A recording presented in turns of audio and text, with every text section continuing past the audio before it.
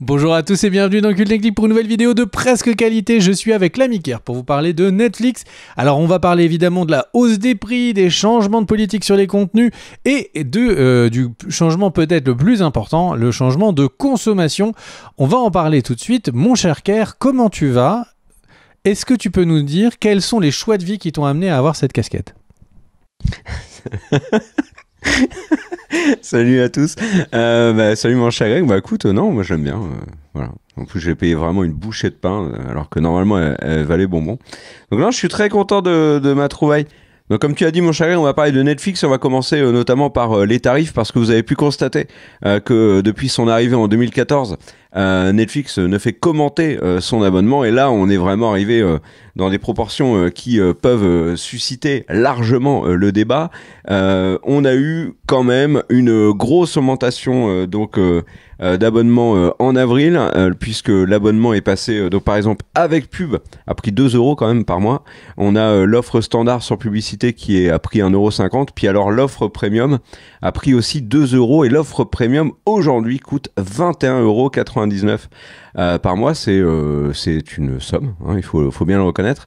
Ça suscite quand même, ça a suscité énormément de réactions de votre part, de la nôtre aussi, et l'envie d'en débattre. Et puis alors, si on élargit un petit peu à d'autres problèmes qui ont été, problèmes pour nous, hein, mais d'éléments de la stratégie Netflix qui ont été évoqués par la plateforme récemment, il y a eu notamment, il y a quelques jours, donc la responsable de tout le pôle publicitaire de Netflix qui, devant des investisseurs, devant des professionnels de la plateforme, enfin des plateformes du cinéma et des séries, a évoqué pleine de joie le fait que il fallait vraiment compter sur Netflix pour que les pubs arrivent en plus grand nombre. Et alors, dans ces annonces, généralisation de la pub, hein, en gros, c'est la stratégie Netflix, c'est de nous inciter à prendre un abonnement avec publicité, il n'y a pas de doute là-dessus, mais elle a carrément expliqué qu'il y aurait plus de coupures pub dans les programmes, qu'on n'aurait pas la possibilité de les faire sauter. Par exemple, il y avait une technique avec la pause, là ça ne marchera plus. Et alors, le truc qui m'a le plus scié les pattes, c'est plus de coupures pub et des coupures pub plus longues. Donc en gros, ceux qui ont un abonnement aujourd'hui avec publicité vont morfler.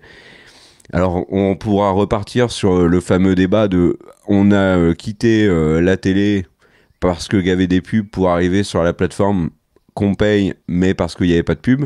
Et aujourd'hui, la pub est de retour en force. Ça, c'était assez inquiétant. Tu veux parler des tarifs, mon cher Greg ? On commence là-dessus. Quel est ton ressenti, toi, vis-à-vis de ces différentes hausses ?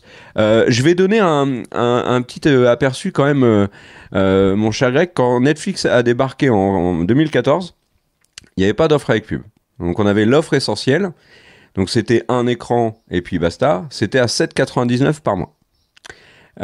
Cette offre essentielle a complètement disparu en juillet 2024, donc 10 ans après, pour nous laisser la possibilité entre offre avec pub et offre standard, donc 2 écrans, qui était beaucoup plus cher, puisque au moment où ça a été mis en place, l'offre standard était à 13,49 €. Donc celui qui a commencé son aventure sur Netflix à 7,99 € a été obligé de soit prendre la même chose avec de la pub, puisqu'aujourd'hui la version pub est à 7,99 €, ou passer sur une offre standard qui a pris 5,30 €. 5,50 €. C'est une grosse augmentation.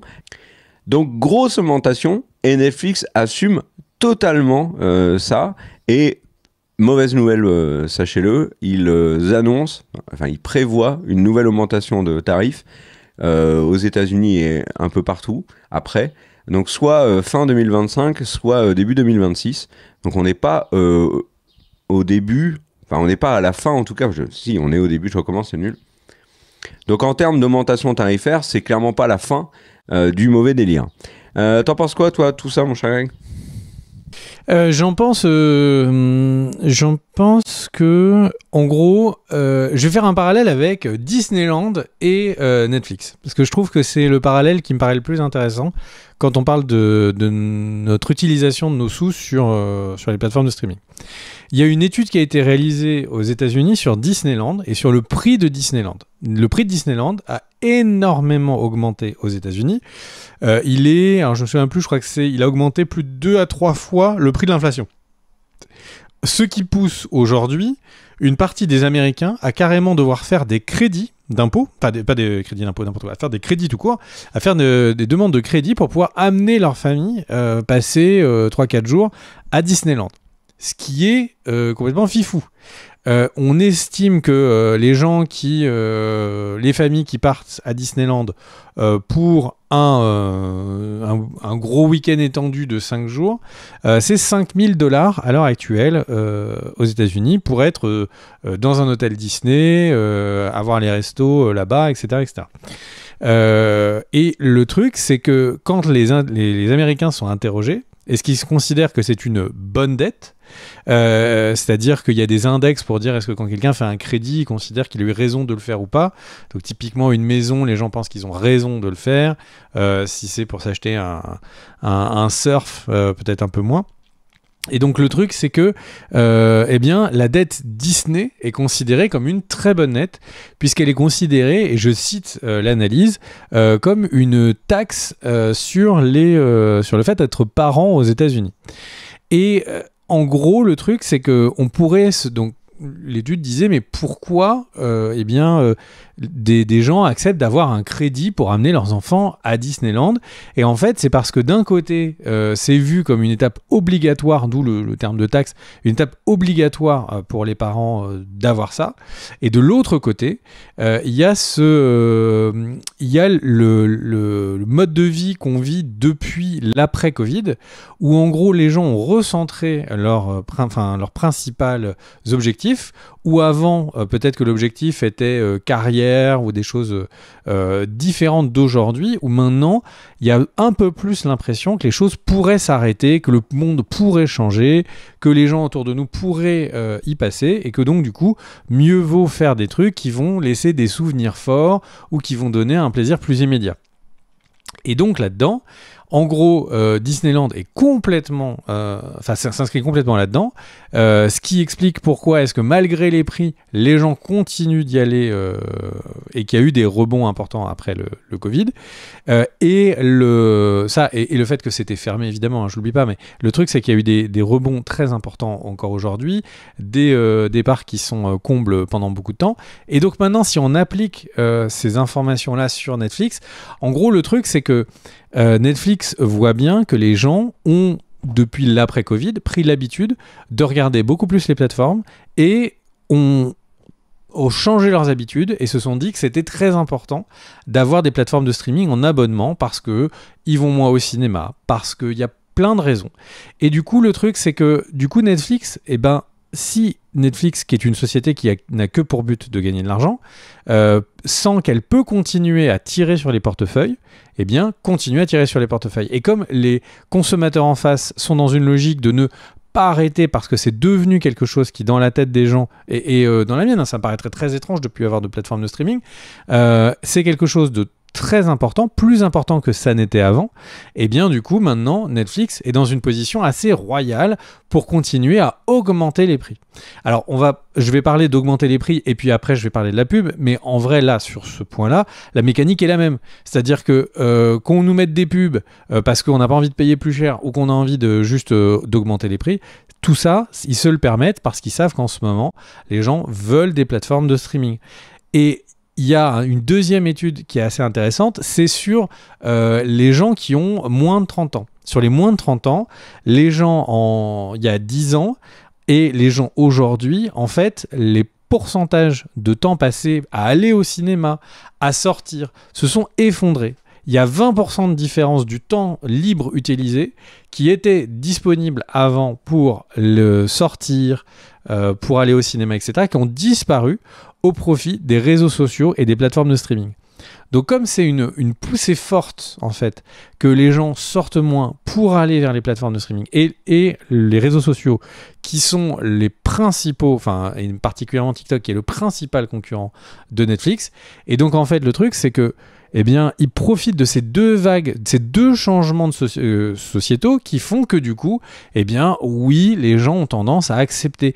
Est-ce que si les prix étaient à 40 € pour Netflix, Est-ce que si Netflix avait une pléthore de contenu, était à 40 € ou 20 € avec publicité?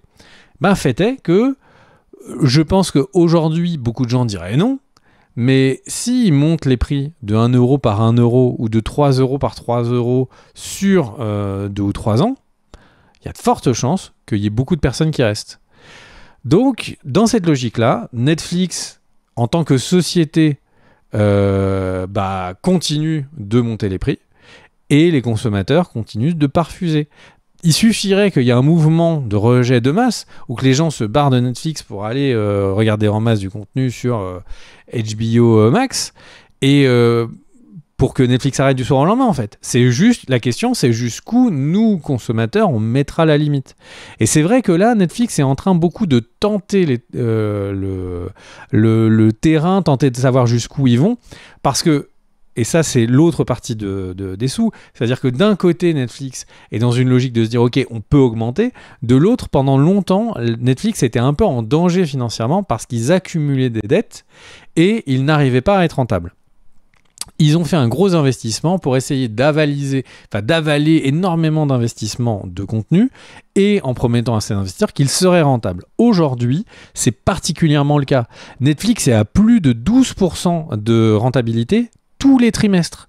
C'est-à-dire qu'en gros, ils font entre 8,83 milliards de revenus pour le 4e trimestre de 2023 et pour prendre le dernier trimestre, donc le premier trimestre de 2025, ils font 10,54 milliards de dollars de revenus. Donc c'est une croissance qui est ouf. Tous les trimestres, ils font plus 10% d'augmentation. C'est complètement incroyable. Et leur résultat net en 2023, donc c'est-à-dire vraiment les bénéfices quand on retire tous les coûts, tous les trucs, ils étaient à un peu moins d'1 milliard le dernier trimestre de 2023. Aujourd'hui, sur le dernier trimestre de 2025, ils sont à 2,89 milliards. Ils ont quasiment multiplié par 3 leurs bénéfices avec leur technique de dire on augmente les prix, on augmente la publicité et en plus on coupe du contenu. Parce que ça va être l'autre partie de notre vidéo, c'est qu'ils coupent beaucoup de contenu. Donc c'est un truc qui est fou. Alors pour les fans de chiffres, ça veut dire qu'ils ont passé leur marge opérationnelle de 17% à 27%, ce qui est dingue. Et donc du coup, leur action en bourse est en train de monter, ce qui a pour effet que du coup, les gens ont plus d'attentes sur Netflix, que ce soit encore plus rentable, puisque les investisseurs veulent que Netflix soit plus rentable, ils vont continuer d'augmenter les prix et ça va être le petit cercle qui va continuer de marcher.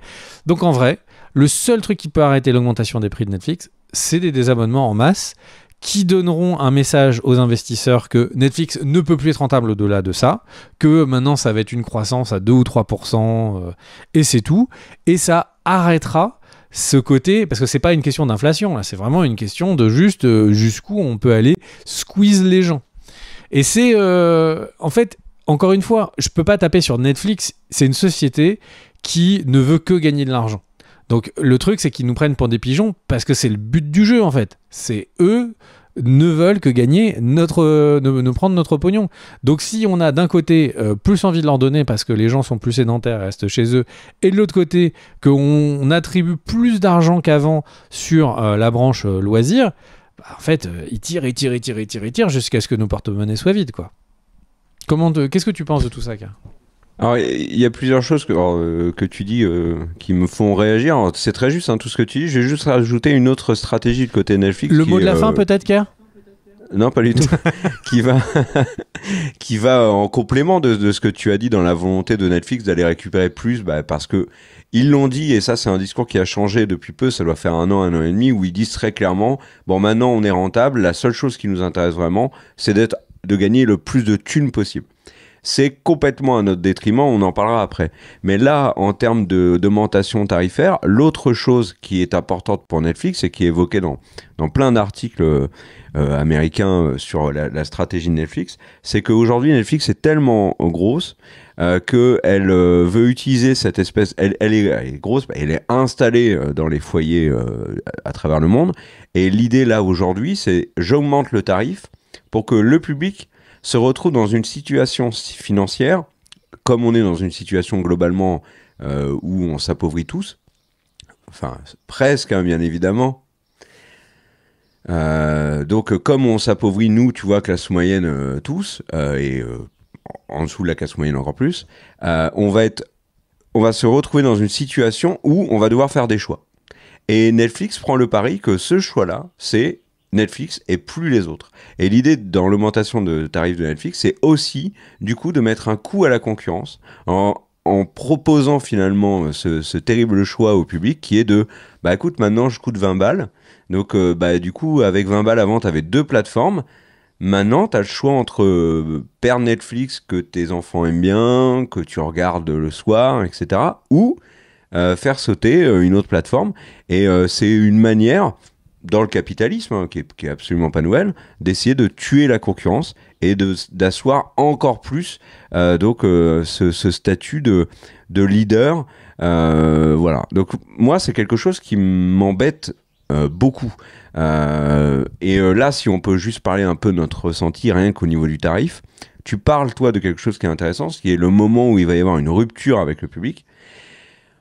Quand moi j'ai fait le tweet pour dire voilà, on a encore une grosse augmentation de tarifs, déjà dans mon tweet j'étais pas ravi et ça s'est senti, mais les réponses alors il y a toujours une ou deux personnes qui de manière ont une fulgurance et voilà un éclair de génie et arrivent en disant t'es pas obligé de t'abonner, hein. Oui, c'est vrai, on n'est pas obligé de s'abonner. On peut aussi en tant que client ne pas être content que les tarifs augmentent comme ça, et puis on peut aussi trouver pas cool d'avoir une augmentation aussi vénère pour en plus une qualité de service qui n'est pas supérieure à ce qu'on avait avant. J'ai même envie de dire que Netflix, pour pas faire le vieux con, hein, mais Netflix c'était quand même mieux avant. Sur plein de points. Donc, et notamment sa relation avec les clients, mais ça on en parlera après. Restons un peu sur les tarifs. Là, moi je pense qu'ils sont pas loin, en tout cas personnellement, ils sont pas loin de la rupture avec le client que je suis. Si par exemple, moi très clairement, là je te dis, je réfléchirais vraiment au fait d'arrêter Netflix si j'avais pas Netflix avec Love Canal. Hein. Là, payer 21,99€ pour du premium Netflix, mais c'est jamais. Payer 7,99€ pour avoir le droit de me prendre des pubs à c'est parce que tu mets tout dans tes casquettes. Oui, non mais... non. Ma casquette, j'ai trouvé sur une brocante à 3€, donc on est très très loin du tarif Netflix. Je les connais, les dorés, les casquettes dorées là, qui traînent dans la cave. Là, avec ma casquette, j'ai 3-4 jours de Netflix dans le mois, pas plus. Hein. Donc, mais c'est un vrai problème. C'est-à-dire que moi, là, je suis en train de me dire que, alors, sur plusieurs points, le tarif est pas incroyable non plus. Il y a quand même beaucoup de choses à regarder, etc. Ok, mais c'est juste la manière de faire. Netflix ne fait que ça, monter les tarifs, ne rien nous proposer en échange. Pendant un moment, ils étaient là en train de nous dire « Oui, mais vous comprenez, si on augmente les tarifs, c'est parce qu'on veut vous proposer des séries de meilleure qualité. » Maintenant, ils en ont rien à carrer. C'est limite, s'ils t'envoient pas un mail, « Mec, on augmente ton abo de 2€ parce qu'on veut plus de thunes. T'es pas content? Casse-toi. » Ben voilà, là, c'est aujourd'hui la manière de communiquer les premiers Netflix, jours, et on en parlera après. Parlera après parce que quand ils étaient en train de parler d'augmenter les prix, ils arrivaient avec le bouquet de fleurs. Oui. Ils nous amenaient à l'aéroport en voiture. Enfin, il y avait une considération. Ouais. Aujourd'hui, c'est même pas allez, ciao, je vais au travail. C'est genre laisse plus d'argent sur la table basse. Ça, il te pisse dessus sans faire croire qu'il pleut. Hein. Ça, c'est clair et net. Hein. Mais donc ça me gêne. Et alors, il y a un vrai, et c'est pour ça que moi, là, j'hésite. Tu vois. Alors, je suis pas concerné dans le fait puisqu'on a l'abonnement avec Canal, mais je pense vraiment que je serai en rupture avec la plateforme parce que aujourd'hui, c'est celle que j'apprécie le moins, vraiment, avec Prime. Très difficile de départager les deux. Vraiment, c'est un duel de titans de la loose. Donc voilà. Et le truc, c'est que... non, moi, tu vois, là, si tu me disais... pour d'autres raisons que je vais évoquer après, mais si tu me disais, Kerr, fais sauter une plateforme, laquelle? Franchement, entre Prime et Netflix, je ne sais pas laquelle faire sauter. Par contre, je m'engagerai... Attends, c'est important. Je m'engagerai à ce que toutes les personnes de qualité, motivés, qui travaillent pour Netflix, je les recase avant ailleurs. J'ai un cœur, quoi. À toi, mon cher. Je voulais T'en penses quoi, toi? T'es en rupture avec Netflix, là, ou pas? En tout cas, vis-à-vis de la politique tarifaire. Alors, le truc, c'est que en tant que consommateur, j'aimerais bien qu'ils baissent les prix. En fait, moi, c'est... Alors, attends, je réponds à ta question. Évidemment, je préférais que les prix soient plus bas. Ça, c'est une chose. Mais ça me dérangerait pas qu'ils soient à ce prix-là. Alors, s'ils continuent de monter, ça va me déranger, mais qu'ils ne bougent pas de ce prix-là, si par contre, on avait, comme il fut un temps, une avalanche de films, Roma, le dernier Scorsese, etc. Sauf que le problème, c'est que le contenu ne suit pas du tout. Donc en fait, là, on est par rapport à une vraie problématique, et c'est ce que je décrivais avec cette histoire de marge brute, enfin de marge nette, pardon, c'est qu'en fait, le truc, c'est qu'ils augmentent le coût, mais par contre, en termes de contenu, je trouve qu'on est dans une des phases où Netflix a jamais eu autant de types de contenu. Enfin, il y a beaucoup de contenu, mais par contre, où il y a aussi peu de contenu vraiment hyper qualitatif. C'est-à-dire qu'entre l'époque où on avait une avalanche de bonnes séries tous les 2 mois sur Netflix, je trouve qu'on en est quand même loin. Et à ce prix-là, à 21 balles, en vrai, tu te prends un abonnement Apple, un abonnement Max, t'es à 20 balles, t'as beaucoup plus de contenu qualitatif que Netflix à l'heure actuelle. Donc ça, c'est pour répondre à ta question. Ah oui, clairement. Je voudrais juste donner 2 autres chiffres que je trouve intéressants. Puis je peux rajouter un point aussi d'agacement quand même. Bien sûr, le mot de la fin. C'est en lien avec ce que tu dis. Electric State, qui est sorti cette année, le film des frères Russo, c'est plus de 300 millions de dollars.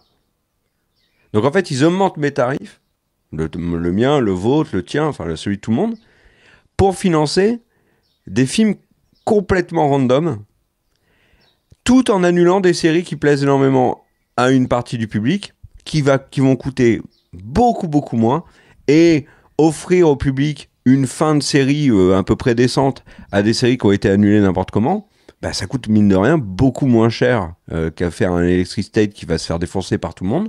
Et en plus, tu soignes un peu ton image. Parce que là, aujourd'hui, le problème de Netflix, c'est qu'ils s'essuient les pieds sur leur image.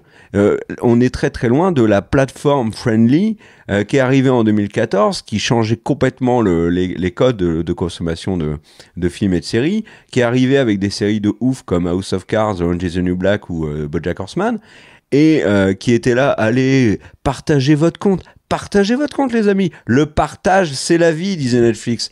Et des tarifs pas chers et tout. On est arrivé, on s'est mis à aimer Netflix, on s'est mis à consommer Netflix, on l'a intégré, on lui a fait une petite place chez nous bien au chaud. Et maintenant qu'elle est bien installée, eh ben, elle enlève ses godasses, elle pue des pieds, elle a accaparé la moitié de la pièce et on peut plus la dégager. Sauf, enfin si on peut la dégager, mais voilà, on a une habitude de consommation qui saute. Moi, ça m'embête vraiment. Là, aujourd'hui, je suis plus proche de l'anti que du client. Enfin, je suis un client qui est fondamentalement déçu là de Netflix, vraiment. Pour rebondir, je vais donner 2 chiffres. Le premier, c'est que 55% des nouveaux abonnements sont les offres publicitaires. Donc les offres avec publicité, c'est un énorme carton. Et on est à 55% de part de nouveaux comptes avec publicité parce que la publicité ne fait qu'augmenter. C'est-à-dire qu'il y a 30% de plus d'abonnements avec publicité que le trimestre précédent. Et l'autre Mais ça reste toujours extrêmement minoritaire, hein, parce que Netflix, dans la manière de présenter leurs chiffres, ne prennent jamais le total du nombre d'abonnés entre ceux qui ont l'offre standard et ceux qui ont l'offre avec publicité. On est quand même dans la très grosse minorité de comptes actuels qui sont des abonnements publicitaires. Donc ça n'est pas encore généralisé. Hein. Enfin si, c'est généralisé, mais ça n'est pas encore un énorme succès en termes de nombre de comptes abonnés. Une autre chose intéressante, c'est la part de revenus. En gros, les États-Unis restent et le Canada restent encore le plus gros marché qui leur amène 40% de leurs revenus. Mais par contre, l'Europe, alors c'est l'Europe étendue, hein, c'est Europe, Moyen-Orient, Afrique du Nord. Le truc, c'est que on est le premier marché en nombre d'abonnements. Donc il y a une espèce de renversement et je pense que on va le voir dans les contenus qui vont être produits pour plusieurs raisons. Déjà parce que du coup Netflix, pour notamment la chronologie des médias, doit investir beaucoup en France, mais aussi parce que tout simplement le plus grand nombre de ses abonnés n'est plus les US et donc on risque de voir de plus en plus de séries non américano-centrées apparaître. Même si la guerre des tarifs de Trump va peut-être ramener un peu de production de Netflix aux États-Unis, mais au moment où on vient d'enregistrer, il y a eu la décision en cours de justice commerciale qui dit que la guerre des tarifs de Trump n'est pas légale. Donc, bon, vous le savez, ça évolue tous les 3 jours, donc on va voir. Mais globalement, si on est juste en train de réfléchir au marché, financièrement, le marché américain reste un peu plus important, de 10%, c'est quand même pas rien, mais on a plus d'abonnements qu'eux, et donc on va commencer à peser de plus en plus. Et accessoirement, l'APAC, donc l'Asie-Pacifique, c'est 15% des revenus. Là où on disait la Chine, l'Asie, ça va être la folie et tout, c'est que 15% pour l'instant. C'est la moitié de la taille de l'Europe pour info, et c'est pas plus gros que l'Amérique latine. Donc j'aurais pu imaginer vraiment que Netflix soit beaucoup plus gros, surtout quand on voit la quantité de séries coréennes et de contenus coréens qui le subventionnent. Alors, si tu permets, tu as donné 2 chiffres, et pour une question d'équité, j'aimerais également en donner 2. Donc c'est le 4 et le 7. Est-ce que tu veux rajouter autre chose, mon cher Greg ? Là, tu parlais de contenu... quel est toi ton ressenti en tant que client là aujourd'hui ? Est-ce que t'es gavé ? Est-ce que t'es en rupture ? Je sais pas. Moi, ça me gave là. Je l'ai donné tout à l'heure. Pas toi. J'ai déjà donné mon ressenti. Donc en fait, moi, ce que je t'invite, c'est à ce qu'on passe justement sur la question du contenu, parce que pour moi, en fait, il serait à ce prix-là, il y aura un contenu de ouf. Je serais pas gêné. Là, je suis gêné. Et pour transitionner sur le sujet des contenus, moi, ce qui m'embête un peu, c'est que mes séries coup de cœur de Netflix soit sont finies, soit vont se finir, et je ne vois rien qui reprend le flambeau vraiment très bien. Donc là, chacun ses séries, chacun ses animes, ses films favoris, etc. Moi, les 2 trucs que je regarde sur Netflix le jour où ça sort et qui sont vraiment mes gros coups de cœur, c'est 2 animes, pour le coup, ce que j'aurais pas imaginé quand j'ai commencé mon abonnement à Netflix. C'est Blood of Zeus et c'est les Castlevania. Et les 2 sont finis en fait. Alors oui, Castlevania, il y a des discussions que ça poursuive et tout sous une autre forme, mais Blood of Zeus c'est fini, Castlevania c'est fini, Stranger Things, autre coup de cœur, alors là, je vais pas être tout seul, c'est le carton de la plateforme, ça se termine à la saison 5, donc on arrive vraiment à la fin. Sandman, qui a été un de mes coups de cœur ces derniers temps, se termine à la saison 2, donc en fait il y a Squid Game qu'on pourrait imaginer comme... Alors, moi j'aurais bien aimé que Squid Game ça se termine aussi qu'une saison, mais Squid Game il est annoncé qu'il n'y aurait plus rien après la saison 3, donc au final ça fait quand même beaucoup de contenu que j'aime bien qui s'arrête. Et alors quand on regarde la liste des séries annulées là sur les 6 derniers mois, sans choix particulier, il y a Dead Boy Detective qui s'arrête, The Recruits qui s'arrête, Territory, Chaos, Unstable, That 90 Show, Buying Beverly Hills, Buying London, Obliterate, Brotherson, Free Ridge, Wellmania, Lockwood & Co. Tout ça dégage.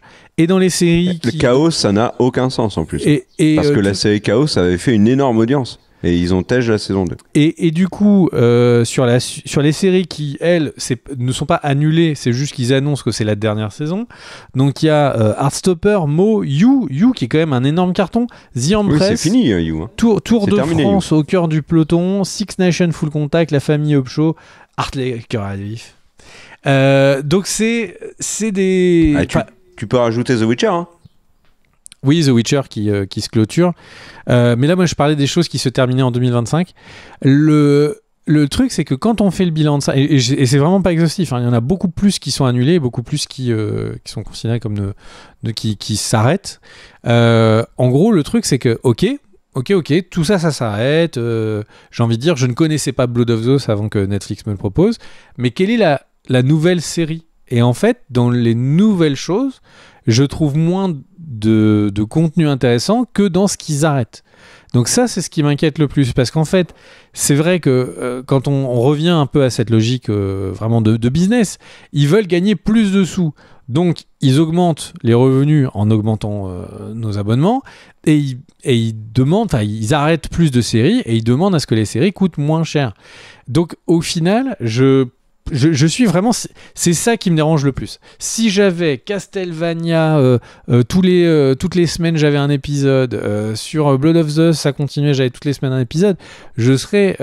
et Sandman, et Stranger Things, qui accessoirement... c'est quand c'est prêt, quoi. Enfin, ils mettent le temps entre les saisons. Donc en gros, ça manque de bangers là. Là, les bangers de Netflix, pour être plus précis, ne sont pas forcément mes bangers à moi. Et oui, c'est quand plutôt même, ça. Ouais, et t'as noté quand même une chose, ils ont eu une des meilleures dernières séries, qui est la série Shabba Astérix. Ça, c'est quand même un gros coup de leur part, ça c'est cool. Mais c'est vrai que, même si c'est chouette, ça n'aurait pas justifié à elle toute seule un abonnement d'un mois, quoi. Donc je suis vraiment inquiet de la tendance des choses au niveau contenu de Netflix. Qu'est-ce que t'en penses, mon chat ? Moi, je trouve qu'en termes de contenu, Netflix ne fait rien comme les autres. C'est-à-dire qu'on va avoir, par exemple, il y a une tendance sur Netflix d'avoir des adaptations qui sont massacrées. The Witcher, une très mauvaise adaptation. Ils vont avoir des séries qui vont avoir un énorme succès sur la saison 1, puis disparaître totalement. Le public ne s'y intéresse plus. C'est l'énorme problème d'avoir une surconsommation de séries comme ça. On passe d'une série à une autre et on la zappe complètement. Un très bon exemple, c'est Lupin, quand même, qui avait eu une première saison qui avait cartonné et la deuxième pas du tout. Ils vont réussir à garder quelques séries qui vont être des monstres en termes d'audience et qui vont se faire une place dans la culture pop. Stranger Things, Mercredi, Squid Game, ok. La Casa des Papel aussi, bien sûr. Enfin, qu'ils ont récupéré, hein, parce que c'était pas une série Netflix à la base. Et à côté de ça, ils vont avoir des très très gros succès qu'on n'attend pas du tout et qui vont être de très bonnes séries. On en a eu cette année. Adolescence, La Résidence, très chouette La Résidence, super bien écrit, super bien interprété. Tu passes un excellent moment dans ce truc. T'as parlé d'Astérix, bien évidemment. Là, ils ont sorti l'Éternaute. Quand j'ai vu l'affiche, je me suis dit, ouais. En fait, comme la plupart des contenus qui débarquent sur Netflix, sauf que le public, ça marche, ça prend. Et au final, j'ai commencé l'Éternaute. Enfin, j'ai même quasiment fini. C'est plutôt pas mal. C'est pas incroyable, mais c'est plutôt pas mal. Donc, ils ont cette capacité à créer c'est les seuls d'ailleurs à faire ça. À avoir des séries qui vont exploser. Au point où c'en est même paradoxal, c'est que dans la promo, on peut avoir Netflix qui va faire une promo de Maboule pour une série, style Umbrella Academy. La série sort, personne ne la regarde. Et à côté de ça, tu as une série que Netflix n'a pas du tout pubée et qui va être un énorme carton qui va devenir un produit phare. Mais le truc qui m'embête beaucoup avec Netflix en termes de contenu, c'est, il l'avait expliqué, mais aujourd'hui c'est absolument criant, Netflix n'a plus du tout besoin de faire plus de 2 ou 3 saisons à ces séries. Elle n'a même plus besoin de les terminer. Et c'est pas la seule, hein. Amazon le confirme avec La Roue du Temps. Ils ont fait 2-3 saisons, ils arrêtent, ils s'en fichent, ils passent à autre chose. Netflix, c'est ça. Et en fait, si tu regardes un petit peu l'évolution, et ce qui fait qu'aujourd'hui, moi, je suis en rupture avec la plateforme, c'est l'évolution qu'elle a. Tu commences avec une plateforme qui n'est pas chère. C'est terminé. Plateforme sans pub. C'est terminé. Plateforme qui revendique le fait que vraiment le partage de compte, c'est génial. C'est terminé. Plateforme qui est friendly, qui est vachement proche dans la communication, qui est proche de ses abonnés, qui fait attention à comment elle nous présente les choses. Et que ça c'est terminé. Aujourd'hui, c'est salut, on veut ta thune, t'es pas content, au revoir. Il y a on est quand même très loin de tout ça. Un truc qui a disparu complètement, c'est une série qui est annulée sur une chaîne de télé. Alors à l'époque c'était sur les chaînes de télé, mais genre Lucifer, c'est annulé. Netflix arrive en mode grand sauveur. On va sauver la série. Mais ça fait des lustres que ça n'existe plus avec Netflix. Netflix ne sauve plus personne. Ils cherchent même pas à sauver leurs abonnés qui n'ont pas de thunes. Donc ils vont pas aller sauver des séries. Donc Et puis, on avait on avait des séries de qualité. Quand Netflix est arrivé, alors je le disais tout à l'heure, mais avec House of Cards, avec BoJack Horseman, qui a énormément marqué les esprits dans l'univers de l'animation, hein, des séries animées. Et que derrière, ils sont arrivés avec The Crown, où ils ont mis une claque à tout le monde en disant, vous avez vu, nous, on n'est pas HBO, mais on fait aussi bien que HBO en termes de qualité. Mais tout ça, c'est fini, en fait. Là, aujourd'hui, on va avoir beaucoup de contenu ado, beaucoup de séries qui s'avalent très vite et qui s'oublient tout aussi sec. C'est dommage. L'Eternaute, moi je l'oublierai très vite. Hein. La série des Fear Street en film, la trilogie était chouette en 2021. Pour une fois qu'un slasher avait un peu une trame et s'y tenait, était un peu fun. Alors c'était pas incroyable, hein, loin de là, mais c'était, on va dire, divertissant. Là, le week-end dernier, ils ont sorti une sorte de film dans la saga, qui est pas vraiment lié à la trilogie. Bon, bah, c'est ultra random, en fait. Donc, on est tombé on a oublié le côté qualitatif pour partir à fond sur le côté quantitatif. Alors oui, quand il y a de la quantité, il y a quelques perles qualitatives qui sont de qualité. Mais là, c'est... Puis on se plaint, tu vois, depuis des années, mais la tendance ne va pas du tout s'inverser. Et c'est très problématique. Là, l'idée, on le voit, hein, l'idée de Netflix, c'est vraiment que la pub soit partout. Ils parlent même alors ça m'a fait bugger, de faire générer par IA des pubs qui nous parleraient à nous directement en fonction de nos centres d'intérêt. Bah non, ou des pubs interactives. Donc, ils ont plein de projets, mais il n'y a aucun des projets qu'ils mettent en avant qui me parle, qui est là pour me séduire, qui est là pour me bichonner un peu. Bon, je suis pas moi en demande particulière d'être bichonné par Netflix, juste je suis client. Bichonnez vos clients. Et c'est pas du tout le délire aujourd'hui. Donc oui, moi je pense qu'ils vont aller jusqu'à la rupture, parce qu'en plus on est quand même dans un contexte où on a moins de thunes, donc du coup qu'est-ce que Netflix fait partie du problème de le téléchargement illégal va revenir, parce que alors, on vous dit absolument pas de le faire, hein, bien évidemment. C'est illégal. Aider les artistes, aider les œuvres. Sinon, on n'en aura plus. Donc, en plus se tirer une balle dans le pied. Mais le truc, c'est que Netflix fait absolument rien pour lutter contre ça aujourd'hui. Et c'est un vrai problème. Rappelons quand même que quand Netflix est arrivé, on s'est dit le système des plateformes va être le moyen de combattre efficacement le téléchargement illégal, puisqu'on aura tous du contenu de ma boule sur notre télé pas cher. Aujourd'hui, ils vont complètement à l'inverse. Et c'est pas les seuls, hein. C'est généralisé, hein. Xbox avec le Game Pass fait exactement pareil. Enfin, il y en a plein comme ça. Mais Netflix étant le plus gros et étant dans une si grosse rupture, c'est quand même très gênant. Et puis alors, je parlais de la fin du partage de comptes. Mais là, aujourd'hui, c'est un délire. Donc, non seulement ils ont mis un terme au partage de comptes, mais en plus là ils te cassent les pieds. Enfin, alors il n'y a pas que Netflix d'ailleurs, ça marche tout aussi mal avec Disney. Moi, Disney, si j'ai le malheur de regarder Disney Plus sur ma télé, tous les 15 jours il va me dire t'es pas du foyer. Bah si, en fait je regarde Disney Plus que chez moi sur ma télé. Et donc, je suis obligé de remettre un code, etc. Ça me le fait aussi de temps en temps avec Netflix. Si j'ai le malheur d'aller regarder Netflix, par exemple, quand on va chez ma mère, je peux pas, j'ai la nécessité de mettre un code aussi. Enfin, c'est extrêmement pénible. L'utilisation est devenue pénible. Et ça, c'est un gros problème.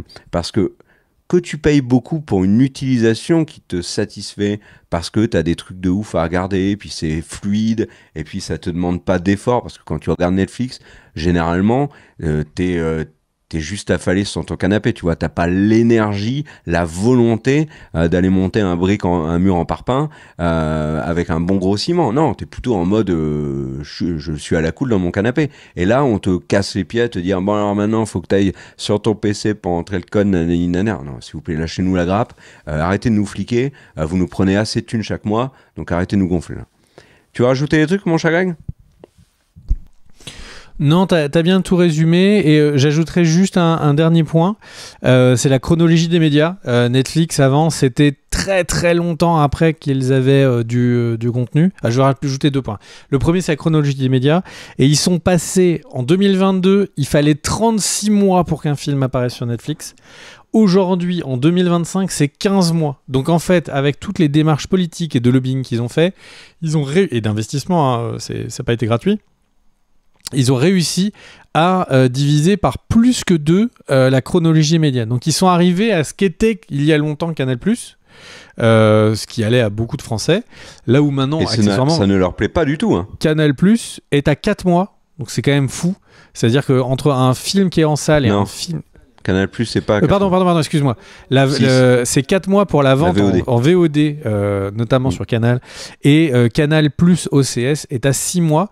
Donc en fait, on est dans une chronologie des médias qui a été complètement bousculée, qui, de mon point de vue, et c'est... Tout le sujet d'une autre vidéo va changer notre consommation du cinéma. Mais si on regarde juste Netflix, 15 mois, c'est vraiment, vraiment très peu. C'est un gros succès de leurs équipes d'avoir réussi à faire ça. Et le deuxième tu sais point... qu'ils sont mécontents, mon cher Greg, de ça, des 15 mois. Puisque là, actuellement, je crois qu'ils ont saisi le Conseil d'État, il me semble, avec... ils ne sont pas les seuls. Il y a Prime aussi. Prime, ils sont à 17. Netflix, ils sont à 15 mois. Mais ils veulent repasser en dessous des 10 mois et être comme Disney+, à 9 mois. Donc là, on est dans tu l'as dit, on est dans une révolution de la chronologie des médias. C'est pas plus mal. Par contre, attention, hein, c'est extrêmement, tu l'as dit, ça va changer notre manière de consommer les films, mais très clairement, ça va mettre potentiellement en péril le cinéma parce que c'est un autre sujet qu'on abordera en vidéo, mais quand vous payez presque 20 balles votre place au ciné, est-ce qu'à un moment donné, vous vous dites pas, bon, ouais, j'attends quelques mois et c'est sur Netflix. Donc pour les salles, c'est un très mauvais signal. C'est quoi le deuxième point que tu voulais aborder ? Le deuxième point que je voulais aborder, c'est l'offre 4K qui est... elle n'est pas mensongère, mais elle dit clairement pas toute la vérité. Si vous prenez une offre 4K, eh bien la majeure partie du contenu, l'énorme, écrasante majorité du contenu que vous voudrez regarder sera en HD. Tous les contenus qui ne sont pas Netflix original, si vous avez l'abonnement 4K, sera en HD. Les Spider-Man, les Dune, tous les gros films qui ne sont pas produits par Netflix sont tous en HD. Ça, c'est le premier point. Le deuxième point, c'est qu'il faut avoir en tête que Netflix bride le 4K sur plein de plateformes, sur ordinateur, sur certaines tablettes, qui sont avec des écrans en 4K. Donc en gros, le truc, c'est que l'offre 4K, en réalité, vous n'aurez que dans quelques cas très spécifiques et dans des contenus très spécifiques du 4K. Et je trouve ça... je trouve ça vraiment pas correct de pas être plus franc là-dessus ou de pas dire j'ai une option 4K, j'achète donc à Sony, à Warner l'option d'avoir le contenu en 4K parce que c'est juste qu'ils ne veulent pas le payer et ils font des économies sans en parler. Voilà mon cher Kerr, je te laisse le mot de la fin. Eh ben c'est pas la fête, on en a gros hein. Comme on dit dans Camelot. N'hésitez pas, nous, à vous dire dans les commentaires ce que vous pensez de la situation actuelle de Netflix. N'hésitez pas à nous dire, on n'est pas obligé de s'abonner. Hein. Personne n'y vous oblige. Oui, en effet. Mais allez plus loin. Moi, je sais que vous irez plus loin. Donc voilà, dites-nous un peu ce que vous ressentez sur Netflix ce début d'année 2025. Comment vous avez vécu l'annonce de la grosse augmentation de tarifs sur les dernières productions? Est-ce que vous êtes content d'avoir vu votre série vous kiffiez sauter pour que les frères Russo puissent nous faire un film avec Millie Bobby Brown, des robots complètement claqués au sol. Pensez à des séries comme The OA, comme The Get Down, qui ont été annulées. Il y en a plein d'autres parce que il fallait faire des économies et ça marchait pas assez. Voilà. Quel est votre ressenti là actuellement avec Netflix? On redit, on a parlé que de Netflix et on n'a pas dit énormément de choses de positives. On peut rappeler quand même, si vous voulez un peu adoucir le truc, il y a quand même des bonnes choses sur Netflix et on en a vu des très bonnes choses. Moi, par exemple, merci Netflix d'avoir fait Afterlife avec Ricky Gervais, par exemple, et puis d'autres productions, etc. Mais est-ce que, voilà, là, il fallait un peu taper du poing sur la table, et je précise aussi qu'on va très rapidement faire une vidéo tier list sur les plateformes, et que vous verrez qu'il n'y a pas que sur Netflix qu'on va taper, alors pas directement, mais on va taper du poing sur la table. Voilà. Donc là, le truc, c'est qu'on la fait pas tout de suite parce qu'il faut renforcer un peu le bureau, parce que là, on en a gros, comme je l'ai dit. Donc voilà. Merci à tous d'avoir regardé la vidéo. Je me permets Bien juste sûr, un truc. vas-y. Pour ceux qui ont l'option 4K, vérifiez si vos contenus originels sont vraiment activés en 4K. Et je parle notamment à tous ceux qui sont chez Canal et qui ont l'option 4K via Canal. Regardez, parce que je me suis retrouvé à n'avoir aucun contenu, même les contenus qui devraient être en 4K, les Netflix originels, à être tous en HD limité. Donc il doit y avoir un bug chez eux. Il a fallu que j'en parle à leur service après-vente. Voilà, parce que là pour le coup, si vous payez du 4K et que même les contenus, et il n'y en a pas beaucoup, et même les quelques contenus 4K ne le sont pas, il y a un souci. Voilà, merci à tous, des bisous, et surtout n'hésitez pas à regarder plus de vidéos sur notre chaîne. Nous, eh bien, c'est en accès libre. Ciao, ciao. Ciao.